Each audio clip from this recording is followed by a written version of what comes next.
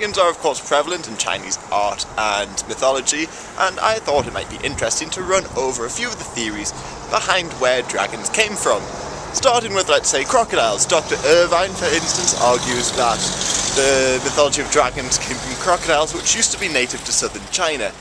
And there are carvings around 1500 BC, which are a weird mix between dragons and crocodiles, so this theory could be correct. But one thing I think is important to say is that throughout history, the dragon, like any mythological creature, was described as more of an amalgamation of different animals, and it kept changing over time. For instance, around 1000 BC, they were shown to have the head of a horse and paws of a tiger and body of a snake, but around, say, like 50 BC, they were described as having the feet of an eagle and the head of a camel and the body of a dog. So the description of dragons changes from artist to artist, region to region, and from time to time, so it's hard to tell exactly where they came from. But there is another theory, and that's that they came from dinosaurs, which brings me to where I am now, Orleans on the Mongolian border, where some of the first dinosaurs were found.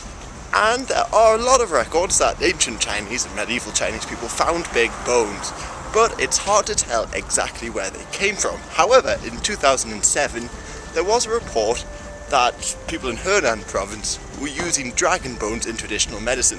When these were checked, however, it turned out to be dinosaur bones. This dragon bone, by the way, could be bought for about 25 cents a pound and was often turned into paste and applied to broken bones in order to heal them. But anyway, the Chinese weren't the only people to mistake prehistoric animals for mythological animals. For instance, in 14th century Austria, in Klagenfurt, they discovered a dragon skull and built a statue commemorating this dragon skull. But in recent times they found out it was actually the skull of a woolly rhinoceros. Over in the Americas, a lot of Native American tribes found dinosaur bones. For instance, the Crow Indians used to roast nuts on the bones of a sauropelta, and it's believed that these fossils and dinosaur eggs sort of inspired Native American mythology. Plus, the conquistador named Castillo was given what he believed were the bones of a giant, but we don't know what these bones were exactly. Plus, in ancient Rome, there were many reports of prehistoric animal bones being found. Adrian Meyer, historian, records a lot of them. But, for instance, St. Augustine said in North Africa that there were teeth 100 times bigger than his own, and Tiberius received news of huge skeletons being found off the coast of France.